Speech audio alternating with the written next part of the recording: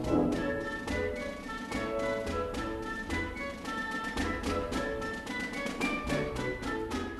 baby Jackson, now that you're old enough to understand, me and your father weren't born here in America. Me and your father came here in America with a work visa. That's why your mom is an engineer and your father's a nurse. And we assimilated here in Boston for you to have a better life in the land of opportunity. So, I want you to study hard, get good grades, get into good college, and follow in either your mother or your father's footsteps. Okay, Mother. You see how we living comfortably? Yes, Mother. You like that couch? Yes, Mother. You like the TV? Yes, Mother. Well, you need a stable paycheck, alright? We want the same blessings for you and your future family, alright? So please work hard, keep your head down, and keep chugging along, alright, baby? Yes, Mother. Alright. Do us good, kid. Alright, baby Jacqueline. Now that you're old enough to understand, I'm gonna give you the talk that your grandma and grandpa had with me. You know how I told you grandma and grandpa had to fight to come into this country of America, the land of opportunity? Mm-hmm. They did that by having successful jobs in either the medical field or the engineering field. Your father chose to follow your grandmother and be an engineer. And now I'm trying to tell you that you gotta follow in either one of ours footsteps, alright? Mm-hmm. So, I'm telling you now, baby Jacqueline, you gotta get good grades, find a financially stable job, and you'll have a good life. Mm-hmm. What are the three things? Get good grades. Mm-hmm. Find a stable job. No. It's financially stable job. A financially stable job. And then you'll have a good life. Yes, alright. You do me good, kid. Ow, I told you I didn't like that, Dad. And so on and so forth. The value got passed on to the next offspring, to the next offspring. And I think you get the picture. So, yes, remember this story for relevancy. I will pull it back up, I promise. Let me start off by saying the model minority is a myth. It is a trope, false narrative. It is not true. Asian people don't succeed because of something inherent to the Asian race. They don't succeed because of something in our blood. Asian people are not this factual success story. And if you think this is a compliment, whether you're Asian or not, it is not. It is inaccurate. It is very damaging. It's a divisive, manipulative, racist tool and stereotype. Just getting that out there. Let's get into it. I like the words, I like the attitude, I like everything about the way it sounded. What's good? It's your girl Jax, and I hope this finds you happy and healthy. Just want to give you a quick reminder to take care of your mental health. Today we're going to be diving into the origin story of the model minority myth. And if you're new here, it's weird, I'm like learning how to say all these YouTube things. But yeah, if you're new here, check out my videos, like and subscribe if you like what you see. I'm doing art, acting, and activist things. So yeah, let's dive into it. Why did I do this? Alright, so to dive into how it started, we need to know what it is. For those of you who don't know what the model minority myth is, it's pretty much a bunch of stereotypes pushed and forced onto Asian people that not so luckily got a specific name. I've got my handy dandy new and improved laptop. Let me upgrade it. Yes, here's a list of what the model minority includes. This trope has people assuming all Asian people are naturally super smart, good at math, science, computers, hardworking, obedient, wealthy, self-sufficient, hold down good jobs, care about the appearance of success, law-abiding rule followers, and submissive who just keep their heads down. If you think of any more, drop it in the comments. This will most likely be a series, and I'm so down to shout you out and include what you have to say in your input. And if this has affected you in some way, I know it has affected me. If you're willing to share your story, please message me and I can share your name or not. This hits home for a lot of people, and I value community, and I'm trying to build and grow my community. So yeah, reach out, fam. But yeah, so some common knowledge to start off with is that the term model minority was coined by a white journalist in the 1960s. Let's just get that fact out there that Asian people did not create this term. It did not come from within the community. What Asian people have created is the term Asian American. no air quotes, Asian American. That was created by Asian activists and Asian organizers who just wanted to get away from being called Oriental. No, I don't want to do it. If you, PSA, if you or anyone you know is still using the word to call Asian people, please stop. All right, I'm glad to get that out of the way. Let's move on. The model minority myth is very harmful and has lots of consequences. I won't go into the harmful effects today. Maybe I'll make a separate video. Maybe in the future I'll place it here. But yeah, I'm trying to keep this video as short as possible. And yeah, let's get into the nitty gritty. I'm gonna just shimmy it out.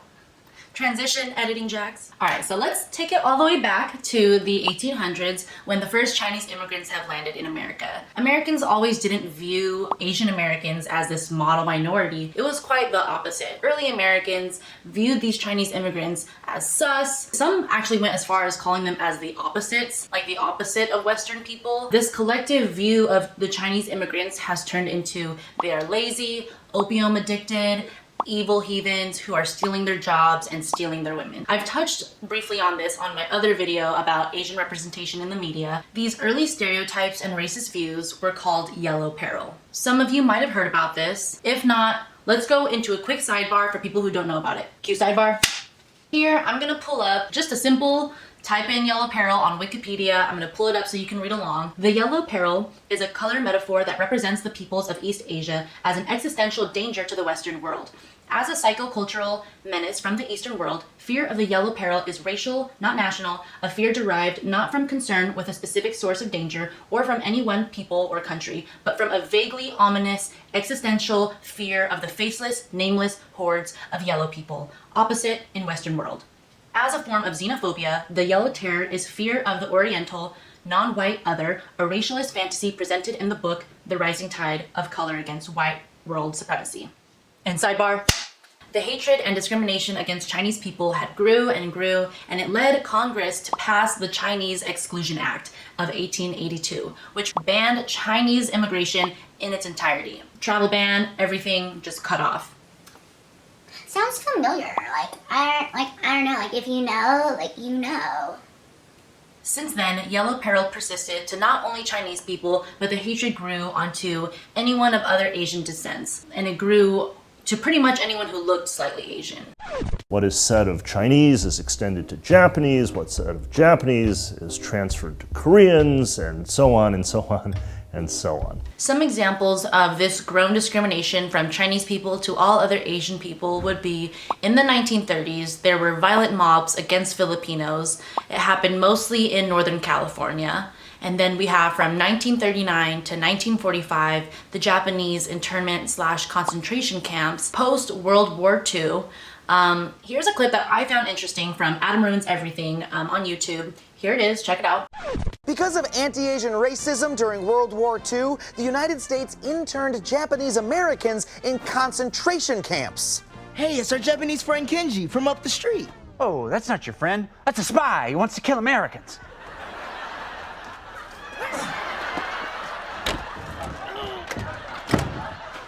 Uncle Sammy, why didn't you do that to German Americans in World War II? Yeah, I wonder. Because they're white. And then in 1946, there was popularized discrimination against Korean Americans. You know what? Let's enter a sidebar on this because I feel like Korean American history is really talked about. So, cue sidebar. Through 1950 to 1964, the second wave of Korean immigrants migrated. The War Bride Act of 1946 facilitated the immigration of Korean wives of American servicemen. So these war brides that came in through that second wave, just like the Korean immigrants in the first wave, had experienced alienation and discrimination, and these GI babies experienced a triple stigma. They were mixed race, they were fatherless, and their mothers were treated as prostitutes who had born impure babies. And sidebar, This racist hatred, aka Yellow Peril, had lasted for a century until it was replaced with a almost more subtle form of discrimination, the model minority. And some say, I will be listing my sources, that the Yellow Peril narrative changed when the US needed to, and I quote, suck up to their Asian allies during the Cold War. As the Soviet Union was creating their own propaganda to promote communism, the US government said, oh, no, we're gonna create our own propaganda, which then they started to say, hey, look at America, we're so not racist, we're so good. They started to illustrate how great their minorities were doing. So since Asian Americans were thriving, America had embarked on a propaganda campaign to highlight Asian American success stories. You know, they were highlighting Asian professionals and even flew out an all Chinese basketball team. On another note, it's dope to see a photo this old with that many Asian athletes all together. So America went from despising Asians to then holding them up as this shining example of assimilation. And this domino effect had happened up until 1965. Lyndon B. Johnson had signed into law the Immigration and Nationality Act, which reversed the exclusion of Asian immigrants as a whole, but it only allowed Asian immigrants who would benefit the US economy: doctors, nurses, and engineers. Successful people. In my research, some called it the brain train. I don't know how I feel about that. So the model minority stereotype just grew so much traction, but it didn't have that specific name yet until this article. Remember what I told you earlier about that white journalist in the 1960s? Well, yeah, so William Peterson in 1966 specifically, wrote this article. The New York Times had published it. This article was super influential as the New York Times had worldwide influence. And some would even say it gave birth to the model minority trope because of naming it. It's called Success Story, Japanese American Style. And it says, barely more than 20 years ago, the neighbors. Apartment life, am I right? So it says, barely more than 20 years ago, after the end of the wartime camps, this is a minority that has risen above even prejudiced criticism. By any criterion of good citizenship, the Japanese Americans are better than any other group in our society, including native-born whites. No, don't do that. And so from this point on, this view of Japanese Americans spread again to Chinese Americans, to Korean Americans, to eventually all other Asian groups, to anyone who looks slightly Asian. Here's a clip from AJ Plus of Frank Wu, a professor of Asian American Studies. Roll clip. The model minority myth has always been used as propaganda, as a way to say, yes, we applaud the Asians, but really what we're doing is denigrating other racial minorities by saying, if Asians can do this, it means there's no racial discrimination, disparities don't count. It is false flattery. It is false flattery. It's false flattery to Asian people and a disguised insult to other racial minorities such as African Americans, Latinx community, and indigenous people. It's divisive, and Frank Wu makes a big point that the model minority myth is straight out propaganda. This myth puts a wedge in minority solidarity, and it unspokenly downgrades the racial discrimination and the racial disadvantages that minorities face, even including Asians. If some Asians can be successful, there is no racial discrimination towards anyone. Wrong. If you just pull yourself up by your bootstraps and get to work, you can do it too. Wrong. It's not always the case. Some people don't get the same opportunities that others may get, and that's a fact. I can't do this video without sourcing Ellen D. Wu, her book, Color of Success, pioneer book in talking about the model minority. This book was made in 2015, 5 years ago. So here are some points that I've pulled, and it's big. In the 1960s, the government officials compared the socioeconomic data of Black Americans and Asian Americans, and it fueled racist claims that Black Americans have no excuse as to why they experience poverty and other disadvantages to other racial minorities. So there's that divisive tool there to say, hey, Asian Americans are doing it, so why can't you? And it's totally disregarding the centuries of Black enslavement. Here's another point. Government conservatives use these claims to justify making cuts to many essential social programs for African Americans and other disadvantaged racial groups. So not only were the government and racist people using this model minority myth as a divisive tool to shame Black Americans and other racial minorities, but they went as far as to acting on it and cutting these social services and these social programs that would help African Americans come up. Ellen D. Wu, shout out to you. We love you. So just how people use this myth to discount racial disadvantages, people also use this myth to discount racial advantages. I hope y'all know where I'm going with this. Here's a clip of former Fox News host Billy O'Reilly in 2018, 2 years ago, people. Just 2 years ago, when he spiked a controversy with this segment. All right, so I'm quickly addressing that the quality might change because my camera died. So while it's recharging its energy, I'm using a good old phone. Do we have Asian privilege in America? Because the truth is that Asian American households earn far more money than anyone else. So yeah, that was a wild claim for Billy O'Reilly to make. He cited statistics of Asian median earnings in that point of time. But let's address there are far less Asian Americans than there are white Americans then and now. With this being said, the true ratio of the graph that he presented is largely skewed, like big skewed. And let's not forget, in 1965, when the Immigration and Nationality Act was passed into law, they were only letting in the Asian immigrants that were beneficial, that were successful in the medical and engineering fields. So it makes complete sense. And y'all, 1965 was not that long ago. Like, I get it. When I was a kid, whenever I heard a year that was less than the year that I was born, I was like, dang! With a G, because I was a kid and I couldn't cuss, even though that was still kind of considered a cuss word. I was like, dang! That's like 1,000 years ago when dinosaurs were around. But it's not. Indulge me in this little rabbit hole I'd like to take you with. I had done the math on this. Please follow. Let's just say I had family that migrated here in the US during the 1965's Immigration and Nationality Act. If you leave here learning anything, you will learn about this Immigration Act. Let's go back to 1940. Set the scene. I wish I had special effects like that, but boom, it's 1940. It was dusty and it was crusty, and my family member was born. So yeah, it's 1940, my family member was born, and boom, it's 1965. Doing the math there, that family member, let's say she had turned 25. So she's 25, it's 1965, they started letting Asian immigrants in, and she's like, dope, I am a successful engineer, I'm going to make that leap. Boom, she goes into America. And you know what? Hey, she's feeling ambitious. She had a baby the same year.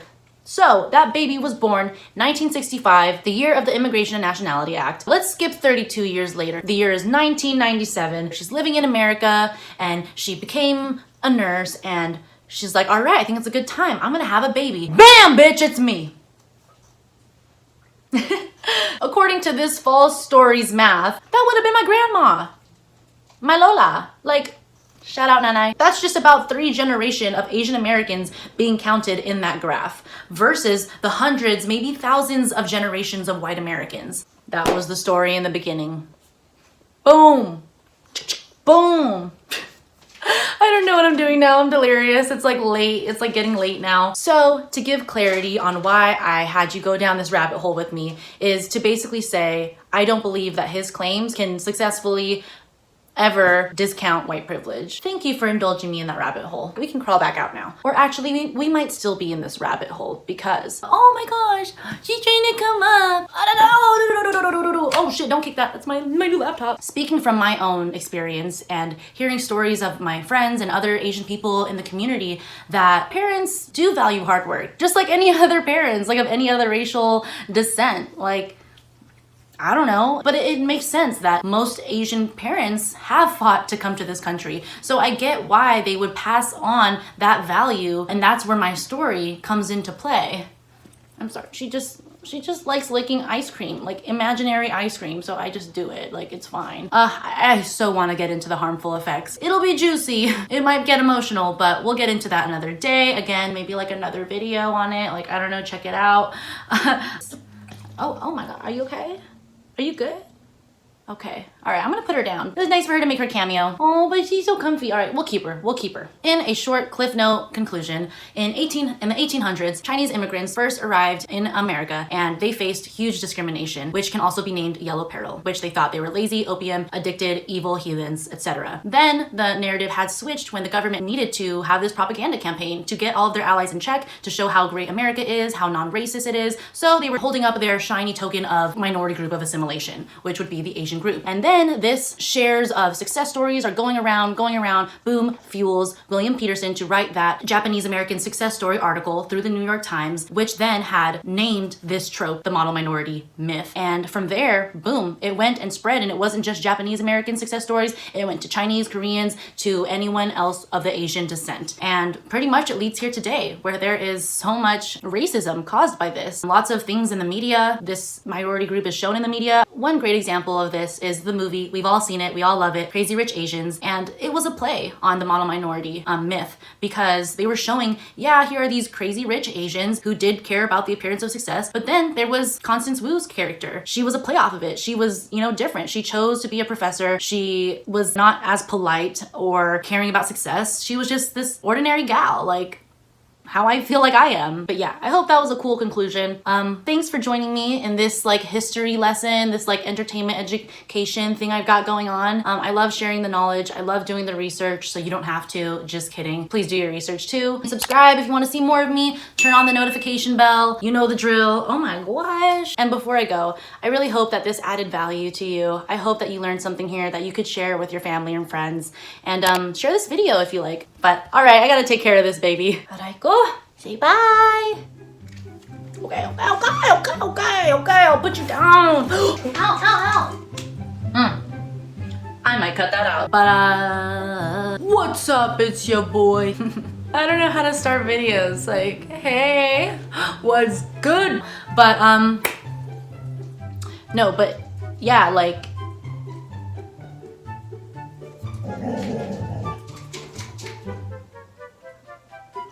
And then that baby had this baby, and her name is Lunafer Morningstar. Like and subscribe if you like them. Oh, it's not cute, it's not cute. It's not it. I'm dancing it out because I miss festivals. So the National Immigration Alright, girl, you need to cut it. I just like, girl, don't do it, girl. It's not worth it. Like, don't do it, girl. Like, it's not worth it. Maybe it's Maybelline. Maybe it's... It was kind of cute, though. Like, ooh, Brazilian bro out. Bro out. It's a Brazilian bro out. Bruh. Nah, bruh. I don't know why I did that. Did I say that right? I'm gonna keep going. Less ratio. Oh my...